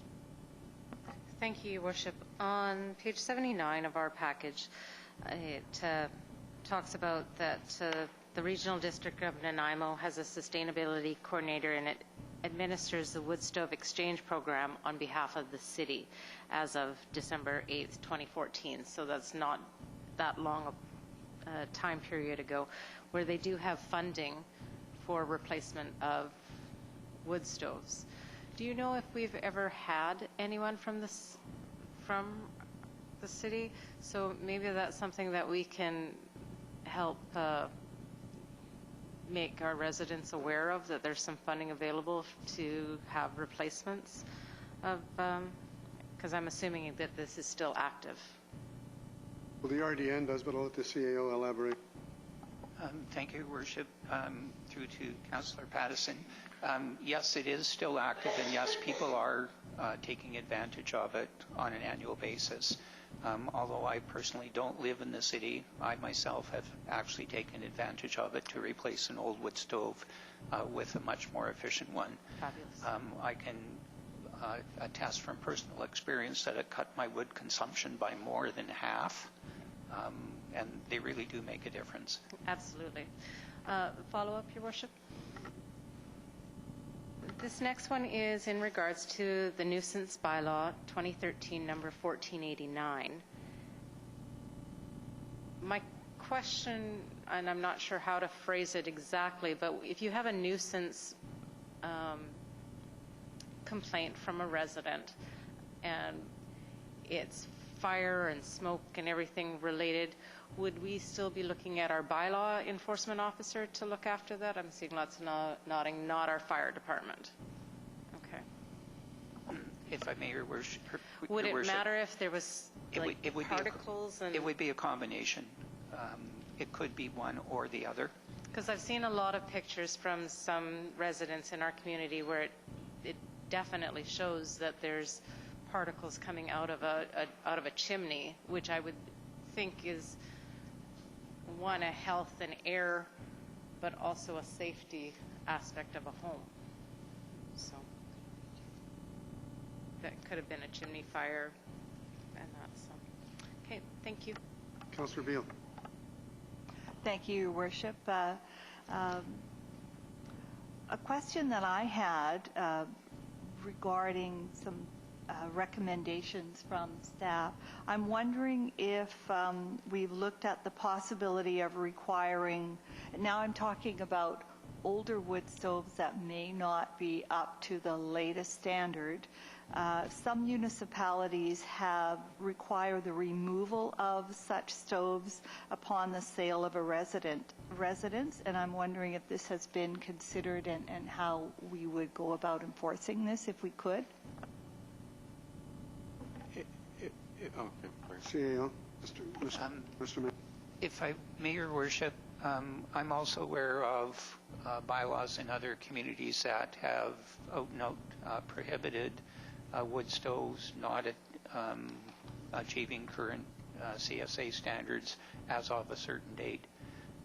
Again, that's something that Council may wish to include if they want, but there's issues and consequences along with it. Again, it would be a bylaw compliance type of thing that would rear its head whenever that magical date were to arrive. One of the things I do know from dealing with this, things like the Strata Property Act, is it's extremely difficult to enter anybody's home without, I think, you probably need a court order. So, how would you find out? People don't tell you. People can't afford it. I mean, it's a really tough nut. Thank you, Your Worship. I still was wondering if Mr. Russell could answer that question, though, if that had been looked at. And I understand that there's a difference between, I'm not suggesting that everyone be required to have their stoves removed. That's maybe not feasible at this point in time by the city. But I was just curious if, Mr. Russell, if you had a chance to look at that, the application of such a requirement, that upon sale of the home, that would take place. If I may, Mayor Worship, through to Councillor Beal, we certainly at the staff level discussed it. One of the challenges is looking at the state of our records. So most of our records are scanned plans of pictures, basically a building plan. So without a list of what houses have a database of which houses have a fireplace and which houses don't, there's that issue. There's also the extra administration and staff levels that would be required to track notice of property sales and then review our records in the condition that they're in. So from that perspective, we didn't really pursue exploring that aspect much further, if I may. You have another follow-up? Okay, one more, and then Councillor Saul. Okay, thank you very much. My understanding from reading the proposed bylaw as well is that a lot of importance is placed on residents properly burning wood those people who do have solid fuel burning appliances. And I'm wondering if, and I'm not sure how much they cost, but would moisture, the meters for measuring the moisture content of wood. I'm wondering if we might consider having the city purchase some of these that people could borrow or use, or as part of the educational piece, so that people could actually use these and burn thoroughly dry wood. If I may, Your Worship, through to Councillor Beale, I don't know the specific cost of that equipment, but I do know our building inspectors use a similar device for testing moisture on buildings. I think concrete. I think they use it for concrete testing, actually. Apologize, Councillor Salter. Councillor Powell reminded she's too close. I'm closer to him than you are. Thank you, Your Worship. One of the things I'm wondering, was there any cost analysis done against the gas stove, the gas compared to wood? Because the price of gas is going down, and it seems to me that it would be a feasible alternative to wood, because I've read 2 or 3 reports in the last 3 or 4 days about the cost of wood, the biofuel burning wood. I think that where I don't think we understand the health impact it has, and so I would be interested to find out if, one, is it not cost effective, but is it relative to one another, the gas stove compared to the wood stove and the supply of wood? If I may, Your Worship, through to Councillor Powell, that would be, we can certainly look into that. That's beyond the scope of what we would typically look for. We would typically look for financial impacts to the jurisdiction rather than on specific performance differences, but we certainly could provide additional information on, the cost to use one appliance versus another for the end user. Just before you ask your follow-up question, on that particular note, you're also faced with the cost, never mind the cost of fuel, you're also faced with the cost of replacement. And then again, it becomes how do you get conformity for that? But anyway. My follow-up question is there such a rebate for a gas stove versus a wood stove? Do they have that kind of rebate? If I may, Your Worship, through to Councillor Powell, I'm just going to quickly dig through my information here, but I believe the program actually allows you to exchange it for either a high-efficiency wood stove or a gas stove. I'm just going to put on my cheaters here so I can see. So basically it says, while incentives last, homeowners can access a $250 rebate when replacing an old wood-burning appliance with an EPA or CSA certified wood-burning stove, pellet stove, or gas stove or insert. So it does cover gas stoves. Thank you very much. Councillor Salter. Thank you, Your Worship. So just a couple things here, so bear with me. One is Councillor Beale was speaking to the wood, whether it's wet or it's dry, and how I've been burning wood for, I don't know when I didn't. And wood, when it's wet, is heavy, and when it's dry, it's light. So you don't really need a measurer. You know after about 6 months that wood is going to be dry. So you would be able to tell that. And then the other thing I want to speak to is the utilization of natural gas, and we think that that's a clean burning. It's actually GHG prohibitive, so wood does not produce greenhouse gases, but what we have is Kinder Morgan and Halliburton paying out an awful lot of money for the mutations that are happening downwind from the fracking that goes on with regard to mining fossil fuels. So it's not a clean burning gas, and it's costly, not just financially costly, but costly to our health. I actually have a list of substances that occur when one from the pits and residue from drilling gas, and I can't even pronounce the chemicals that are there. So I would just say that it's not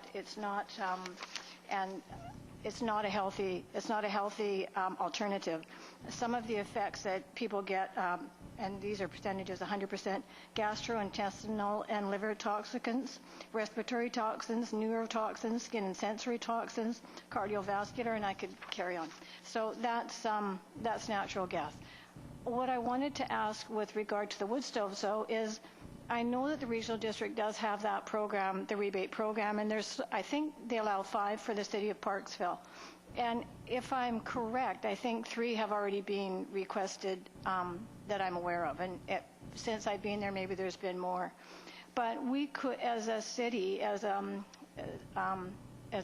council, we could also look at assisting people if they wanted to change out their wood stoves, if we're going to be imposing the bylaw and bringing it forward, perhaps looking at putting some dollars aside to assist folks who do want to change out those their old wood stoves, and for people who may be selling their homes and realize that they want to upgrade prior to selling, as so sort of to provide some incentive for people in that regard. Thank you. Councillor Oates. Yes, thank you, Your Worship. In a response to a question by Councillor Powell earlier about the economic benefits of wood stove versus natural gas, the answer was that there hadn't been an analysis done on that. Is that what I heard? If I may, Your Worship, through to Councillor Oates, that's correct. It's the use of the individual end user economically was not delved in substantial detail. In the report to Council, or report to Mr. Manson, that was shared with Council at the January 26 meeting, it's on page 78 of our Council package tonight. The statement in there is made, many residents in Council are on fixed incomes, and heating a home with woods is one of the most cost-effective methods available when compared to other options. I'm wondering, in the absence of a study, how you could make that statement. If I may, Your Worship, through to Councillor Oates, what I said is it wasn't done in detail. It's not that we didn't look at it; it wasn't done in great detail. But enough detail to make you comfortable to make the statement that it's not cost-effective, that wood is the most cost-effective. It's historically and overall has been one of the more cost-effective means of heating. Can you share with us which data you used to compare to get to that conclusion? I would have to talk. I'm not the only person that prepares staff reports. They're done as a group effort, so we can certainly find materials for you if that's what you would like. Councillor Salter and Councillor Beale. Thank you, Your Worship. And I would like to say there have been studies done. I was reading them today. I should have printed it off and brought it with me. But in fact, it is cost effective, and it's not simply financial. I just read out what happens to people who are working or living anywhere near gas fracking areas in BC, number one. Number two, wood fuel is renewable, so utilizing wood means that you can reuse it. And you can go out in the bush and you can properly manage that forest, and you will constantly have a source of heat. Wood also is a carbon sink, so it holds the carbon. When it burns off, there's no GHG coming off that burn. That's number one. Number two, fossil fuels are not renewable, and if you're looking at the cost effectiveness of it, people, when you're utilizing wood, is coming from the district that you're living in. So if someone's getting in a truck and driving it to you, or you're getting it yourself from your own property, you're not getting gas trucked to you from across the country through pipelines and ferries and so on. So, but there are actually reports that provide the numbers for you. So I'm sure we could get those if you need to see them. Councillor Beale. Thank you. I think the distinction, particularly in this area, in this region, is that people can and do have the option to avail themselves of wood from neighbors and property and friends and the like when trees are felled and then they're aged for a long time, and certainly people don't have the option of doing some of the work themselves if they're using gas. Now, it may be quite different if you're ordering all your wood and it's delivered and it's stacked for you, but there is an element of do-it-yourself which can lower the cost for some residents. Any further comments or questions for staff on this particular item? If we don't have any, there's a recommendation to receive. You make that.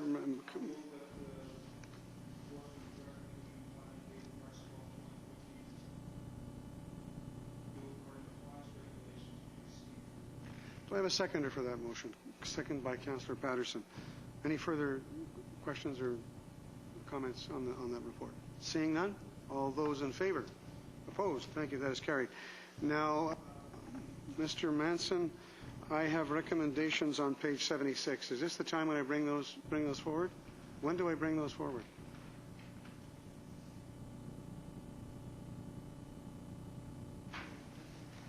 There's no other items on the agenda. Yes, Mr. Manson. If I may, Your Worship, that's a completely different report from a previous council. I realize that, yeah. So they've already been dealt with. Okay. Thank you. All right. In that case, we'll move on. And I gather that as a result of this recommendation, things will stay status quo. If I may, Your Worship, this was simply an information report to introduce the bylaw that's appearing later on in the agenda. Thank you. Okay, we're moving on. Mrs. Lovegrove, would you please give us the background information on the issue regarding tangible capital asset policy revision? Thank you, Your Worship. Staff would just like to bring forward a revised tangible capital asset policy. Over the last 6 years since we have been directed to start depreciating our assets, we have learned a lot, and we have introduced new assets that weren't part of our policy, that the categories weren't there, or that we are finding useful lives are longer than we have in the policy. So we have gone through the policy and brought it up to date, and we would just like to bring it forward for Council's approval.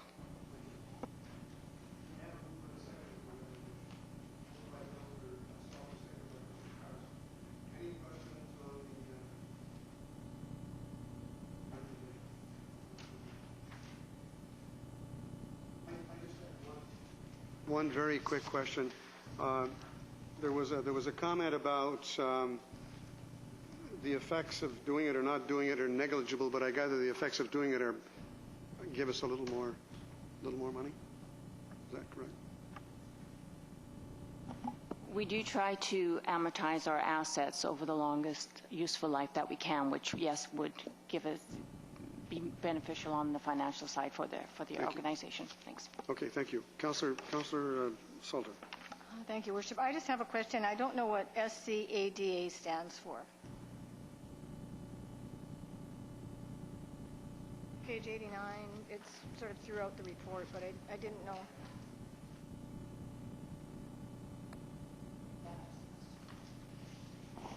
Supervisory. I'll pass that over to Director of Engineering. If I may, Your Worship, through to Councillor Salter. Let's see if I can rattle it off. Supervisory control and data analysis. It's basically, it's our system for monitoring what's happening at our pump stations and what's happening at the reservoirs. It's our electronic system that lets us, with alarms and whatnot, that lets us operate those systems. Okay, thank you. Okay. Paul. Thank you, Your Worship. So linear assets are assets generally constructed or arranged in a continuous and connected network. Linear assets include surface systems such as roads, sidewalks, bridges, streetlights, and underground systems such as water distribution system, wastewater collection systems, manholes, catch basins, and storm drainage collective systems. When I was at the UBCM, those are the ones that weren't covered by the insurance when we had a catastrophe. So what's left?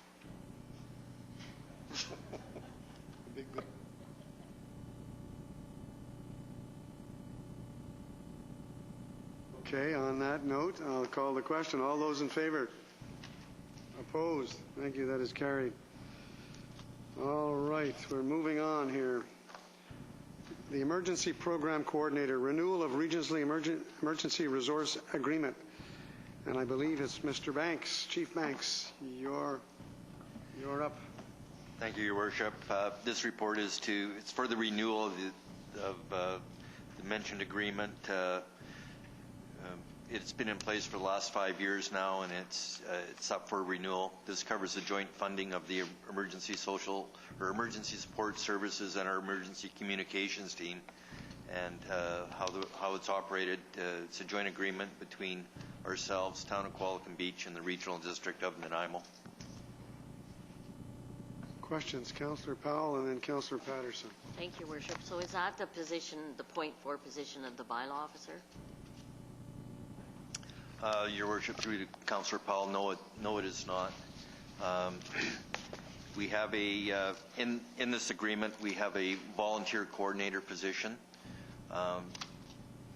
We did have, the original agreement was honorariums for the heads of these, both of the groups, and it became such that volunteers did not want to take on the responsibilities or the demands of the looking after the group. So that's when we, in 2013, we ran into, nobody wanted to take it on, so we got the volunteer coordinator to oversee these two groups. So it's over and above what the emergency coordinator does. Councillor Patterson. Thank you, Your Worship. I'm assuming that the other two parties are at this stage as well of signing and agreeing, and that we have no issues whatsoever with the RDN and the town of Qualicum Beach to our fire chief? Yeah, Your Worship, through to Councillor Patterson, the emergency programmers we sat down as a group and went over the agreement, and everybody's in agreement with going forward as presented. Follow up, Your Worship. So when you were talking about the volunteer coordinator, and it's an unpaid position, is that correct? No, Your Worship, through to Councillor Patterson, it is a contract position, and it is paid. And who fills that contract position? Right now, we have a person in place. Mr. Chris James has been doing that position for since 2013, when we late 2013 when we brought it forward. So it's in place, and it's jointly funded between the three organizations. Awesome. Thank you. Councillor Oates. So if we approve option 2, would be the impact would be $18,800 a year for the next 5 years for the city of Parksville. And while I have the mic, has that already been included in our budget document? As? Any further questions? Councillor Salter. So, thank you, Worship, and I guess through you. My question is, a couple questions. One is the cost for equipment will be equally distributed, but what sort of equipment are you using? Your Worship, through to Councillor Salter, it's the equipment is minimal. Just some, like it's $1,500 a year is the cost for the emergency support services. That's, office supplies, stuff like that. Just some general operating stuff. For the communications team, it's $500 a year for the same. Any capital equipment is discussed, and if it's something that we, if it's something that is needed for the city itself, then we include it in our budget, and same with the other jurisdictions. If it's something that will benefit the whole region, then it is cost shared. Examples of that would be the communications trailer that we have in place that was jointly funded by the three organizations, as well as we're just developing an emergency support services trailer to carry all their supplies, and again, that is jointly funded between the three parties. So I just have a follow-up then. So are you also utilizing SARS? Like, are they involved with you in any way? Because they also have that trailer with communications, and they also have the ropes and so on. Your Worship, through to Councillor Salter, no, the Aerosmith Search and Rescue is outside of this agreement. They have been working on their own. They have their own sources of funding that they go through, and they're working through, they get grants and stuff like that. in the event of a disaster, we will be working with SART, with the Aerosmith Search and Rescue, as a resource to assist. Okay, and then I just have one more question regarding 7.1 says, should a dispute arise regarding any matter involved in this agreement, it will be adjudicated by a panel of one appropriately qualified staff person designated by each of the local government parties to this agreement. So I just to clarify, does that mean there would be one from Parksville, one from Qualicum, one from the regional district? I don't know who would answer. Your Worship, through Councillor Soller, yes, that's correct. If there are no further questions, I need a mover and a seconder, first of all. Councillor Patterson, Councillor Salter. Any more comments, questions? Seeing none, all those in favor? Opposed? Thank you. That is carried. The next item is from the Deputy Corporate Officer 2015 Parcel Tax Review Panel. Mrs. Weeks, would you please give us the background on this issue? The purpose of this report is to set the date and time for the Parcel Tax Review Panel in order to authenticate the 2015 parcel tax rolls for water, sewer, and regional parks as required under the Community Charter, and the recommendation is as per the Council agenda. Moved by Councillor Oates, seconded by Councillor Powell. Any questions, comments? Seeing none, all those in favor? Opposed? Thank you. That is carried.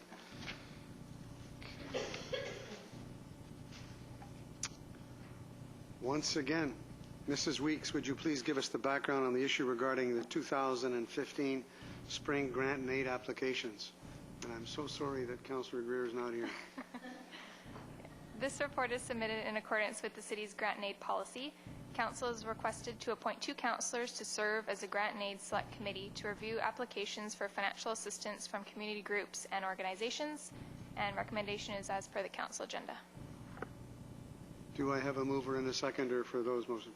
Councillor Powell and Councillor Salter. Given that it's my privilege to appoint 2 councillors, I will appoint Councillor Beale and Councillor Oates. And on that note, Mrs. Weeks will give you a full briefing on the background to grants and aid. Call the question. All those in favor? Opposed? Thank you. That's carried. Oh, somebody. Oh, I'm sorry. Go ahead. I thought you were voting for it. I am, but I'm still had a question, and that is this just for 2015, or is it for the 4-year? Is this for 2015? This is just the spring intake for 2015.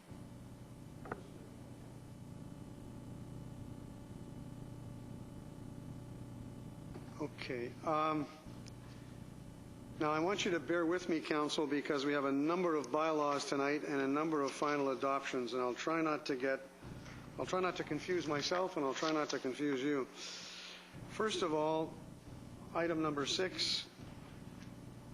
We have 1 bylaw for 2 readings tonight, and the first bylaw is Development Application Procedures and Fees Amendment Bylaw 2015, number 1422.3. Do I have a mover and a seconder for that bylaw? Councillor Powell, seconded by Councillor Oates. Any questions? All those in favor? Opposed? That is carried.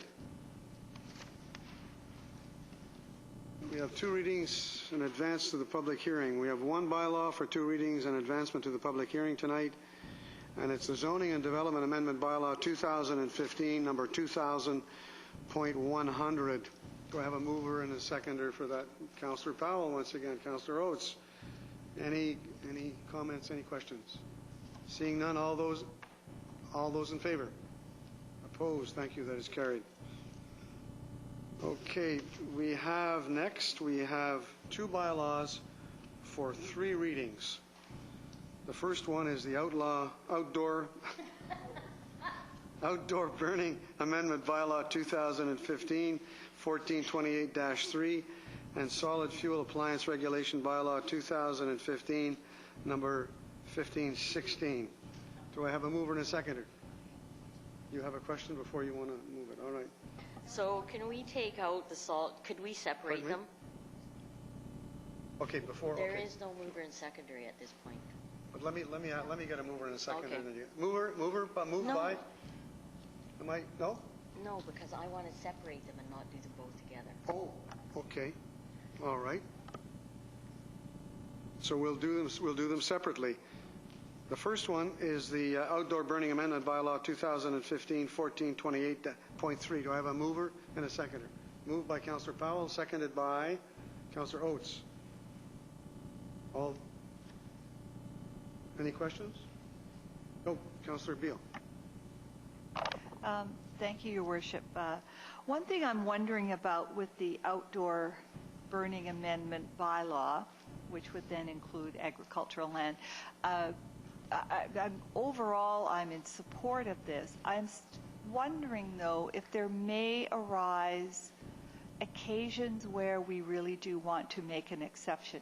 And one example, coming from Joanne Sales of Broom Busters, she at one point made a recommendation that for broom it would be desirable to burn, for instance. So I'm just wondering, if we go ahead with this, if we boxed ourselves into a point where never means absolutely never, or is there the allowance for a really unusual circumstance that we'd want to consider?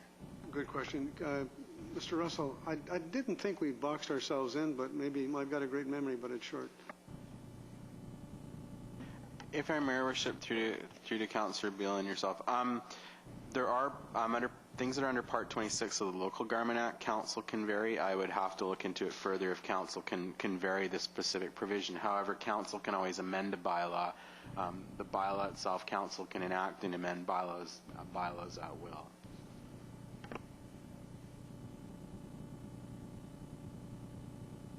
Councillor Oates. Just for clarification, the outdoor burning bylaw speaks mostly to like clearing land and stuff. I don't believe it would apply to things like fire pits. If I may, Your Worship, through to Councillor Oates, it actually the existing bylaw does.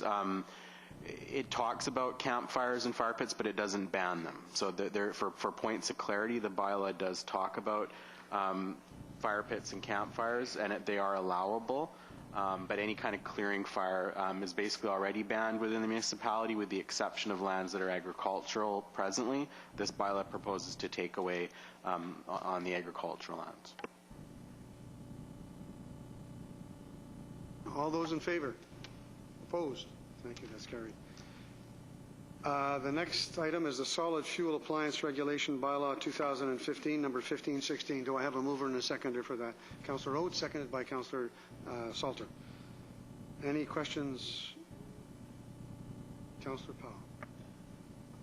Powell. Thank you, Your Worship. So to go back to the number 4 of the general provisions and restrictions on page 129, all new construction that will not have wood-burning appliances is what I would like to have in there. Can I do that, or maybe you could direct me through to the CAO?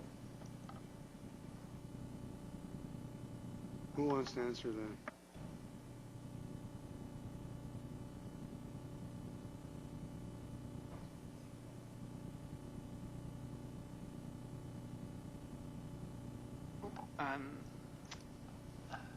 As of right now, the bylaw doesn't exist. This is to give it third reading.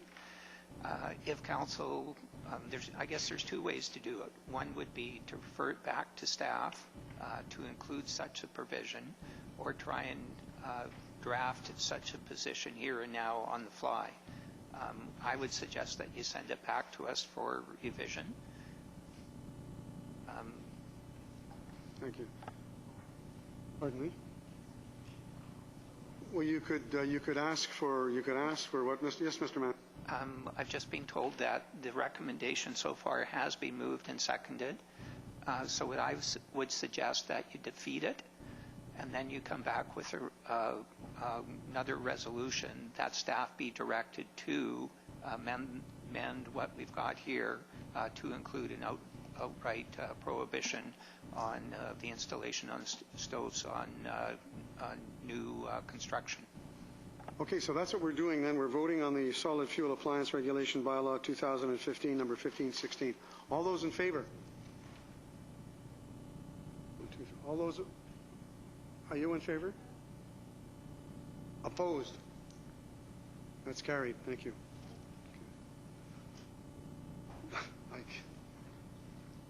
Okay, moving on.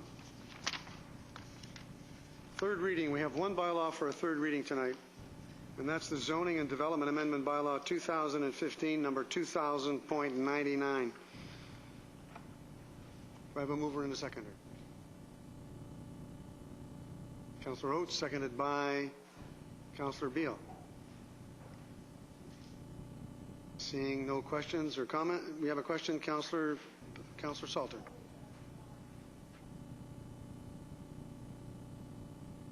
Call the vote. All those in favor? Opposed? Thank you. That is carried. All right. Now we're going for final adoption. We have 6 bylaws for final adoption tonight. Do we want to do them separately? Yes? Or do we want to do them all together? I gather we can do that if we wish.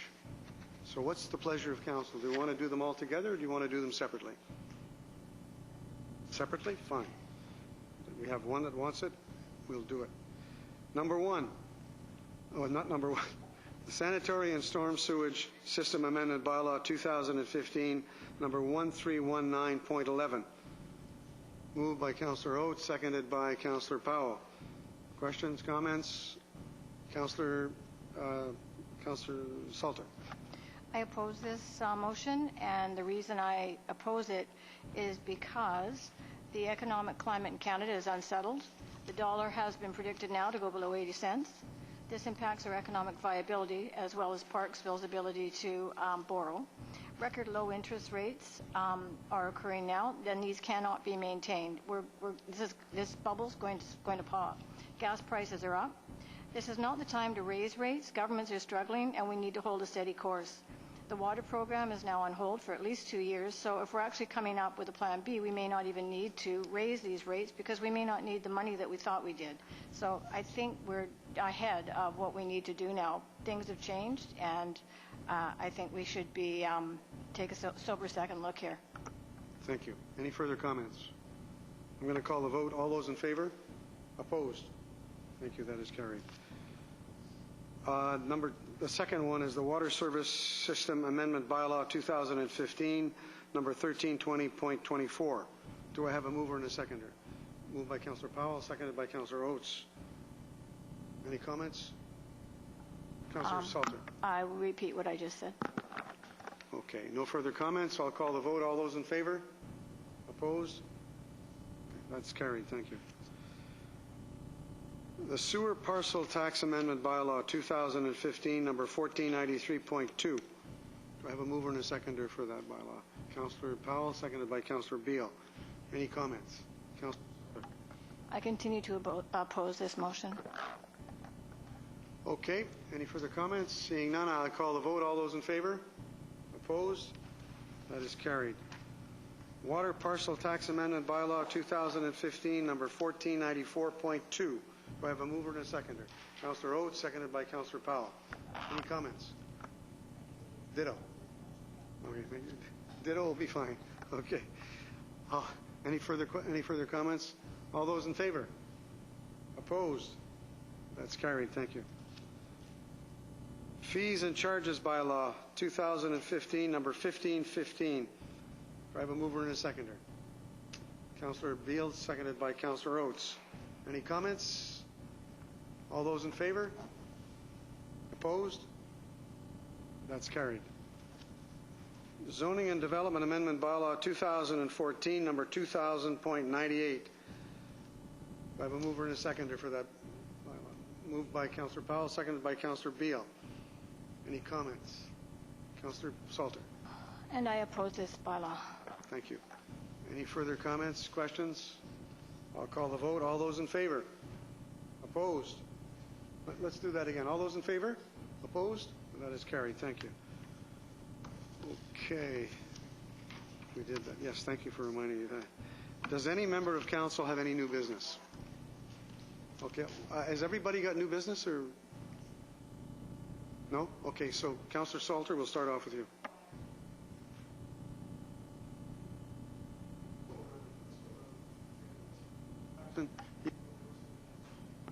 Thank you, Your Worship. This past Thursday, I was councillor for coffee, and I had 5 people. I'm sorry that Councillor Greer isn't here, because I had some really interesting conversations in regards to our community, from water to traffic to wood burning. So I'm really glad that we're looking at some of them and that we're able to bring some people some relief and questions and answers.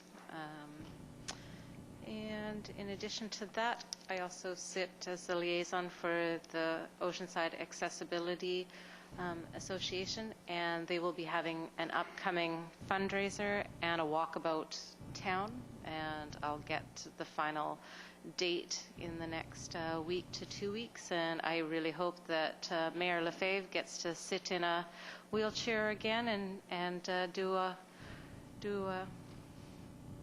tour through our community and on our sidewalks. Thank you. Thank you. Thank you very much for doing the coffee with the mayor. Much appreciated. And I will certainly volunteer to do that again. It's very very instructional. Councillor Salter. Thank you, Worship. And so I'm the liaison for the Brant Festival, and I was privileged to be able to give an award out to Sandra Gray this year. She actually is a neighbor of mine, so that was really fun. And we received this for the city, this award, so I will give it to you to I guess, put it on. Yeah, it's a nice looking. Yeah.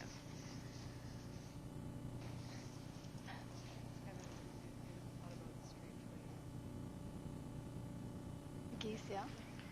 And then my next, and then the next thing is, I received an email from a resident in Parksville who's got some concerns with regard to some work that's going on Temple Street, and she's asking the city to take a look at it. She said she spoke to people, but doesn't feel like she's getting the help that she needs. I did go down there and take a look, and I have to say there's street lights. It looks like Christmas trees all around her house. I'm not sure why we're doing that on Temple, but she's concerned because she does have issues with light pollution, as well as there's an intersection there, and there's just lights everywhere. And the other piece is that their roadway, they have a road with a culvert, and that's how they get in and out of one of their driveways, and it's got a cement thing over it, so they can't drive in and out anymore. So I'm wondering if there's something we can do to take a look at that or help mitigate it or something. Could you please forward that email to Mr. Figuera, the Director of Engineering? Okay, I'll do that. Thank you very much. Thank you. Anything else? Oh, okay, thank you. And thank you for attending that Brant Wildlife Festival. It was great. Thank you. Councillor Powell.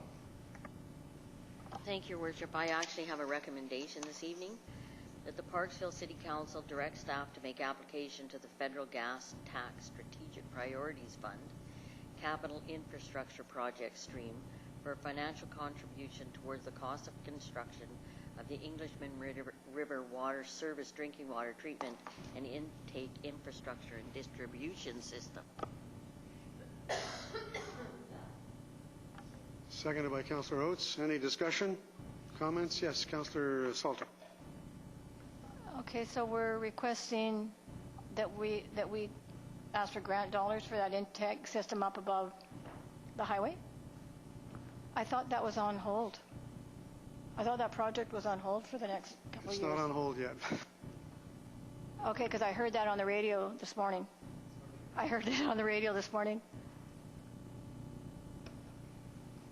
Officially on. It's unofficially. No, it's. We should take this opportunity because we're working on that.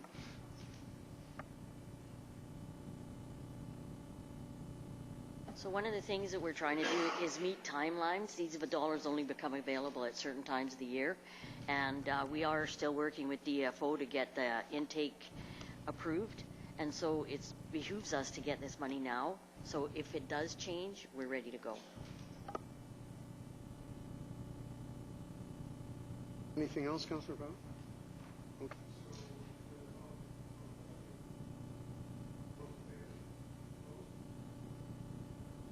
Councillor Beal. Thank you, Your Worship. We recently received a letter from, I believe all of Council received this, and it was from Joanne Sales regarding Goose in Parksville, and a further update and further information on the situation.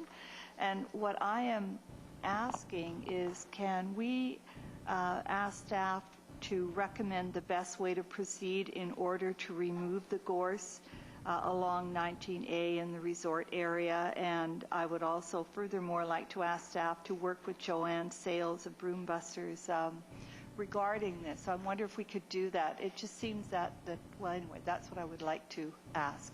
Is that on city land? Yes, it is. Mr. Manson.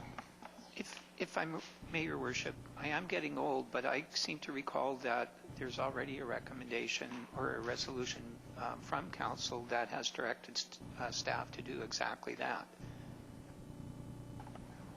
Anything else? My apologies. I didn't understand that the actual resolution was made, but that we received the information. No Thank you. apologies necessary.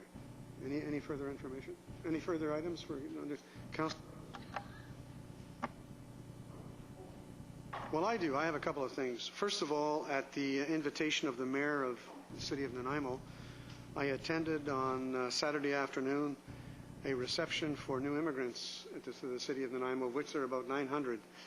And a number of my regional director colleagues were there. A number of MLAs were there. Mr. Routley was there. An MP, Mrs. Crowder, Dr. Lunny was also there. And it was a very impressive ceremony. And I met at that time, the gentleman that's looking after the Multiculturalism Society in that area. And I think that for new immigrants, and I was quite pleased to see that there's a lot of young people and a lot of young children that are coming to our country, which is great. So I just wanted to put council on notice that I'll be meeting with the gentleman who's by the way, Robin Shaw, the president of the Chamber of Commerce, also attended with me, and we both agreed that we met with the gentleman that's responsible for multiculturalism, and he's coming to Parksville, and we'll have a meeting because apparently there are new immigrants in Parksville that go to the multiculturalism group in Nanaimo. So I put the mayor of Nanaimo on notice that Parksville will be seriously looking at that and doing that for our new immigrants from Parksville to Deep Bay, because we have a number of them, so we're looking at that. I have a request on the April 26th at the Qualicum Beach Civic Center from 9:45 a.m. to 2:30 p.m. There's going to be a green fair, and I have a formal request from the green fair organizers to ask that the city of Parksville, along with the town of Qualicum Beach, who have agreed to have a table, simply a table with information about some of the brochures that we put out, like Councillor Patterson talked about this evening. So I wanted to know if council would be willing to we'd set up a table with documents, and we could probably have copies of our sustainability checklist and our accessibility checklist and documents like that. So are council interested in doing that, or would council approve that sort of a setup? I'll volunteer. I'll certainly volunteer to go. And well, I'm not asking for anybody. I'm going to go, but if anybody, I believe Councillor Beal is going from 9:45 in the morning till 2:30 in the afternoon. It's on a Saturday. So for those of you who would like to come, and if you agree with the table, we'll do that. Okay? Thank you. And I guess for the time being, that's about it for me. If I think of something else. Okay. Yes. Thank you, Your Worship. When I first spoke, I neglected one of the other events that I was honored to attend with some of the other councillors. Was the Fire Department Appreciation Dinner on Saturday. And maybe yourself, Mayor Lefebvre, would like to speak to that, but I was humbled and amazed with the camaraderie, the education, the level of experience, as I said, I was humbled and honored to attend, and also Chief Banks' 45th year. And that's so. If you'd like to continue.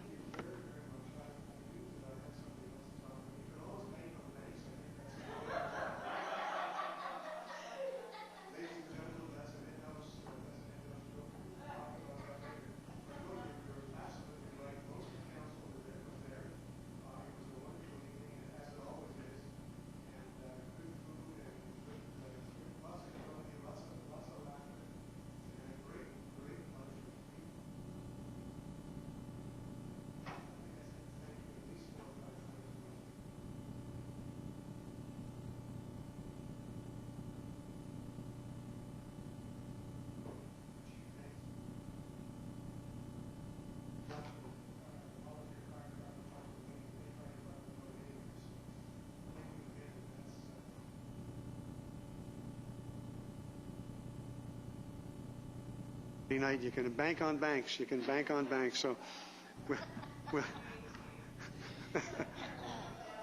thanks very much for bringing that up. That's great.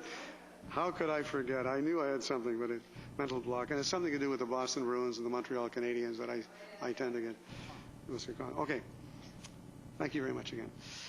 So, special. We have to, pursuant to Section 91A and C of the Community Charter, Council proceed to a closed meeting to consider items related to identified individuals and labor. Do I have a motion? Councillor Patterson, seconded by Councillor Beale. We are adjourned. Call for an adjournment. Do I need an adjournment? Motion to adjourn? Oh, we adjourned. Thanks, everybody. You're a troublemaker. You and your motions and your content. Okay. What? Mrs. Weeks, where do we want to put that? That's a great.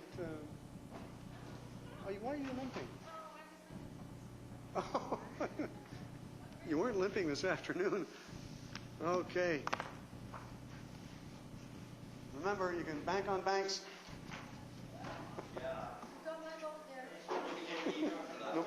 Nobody got that.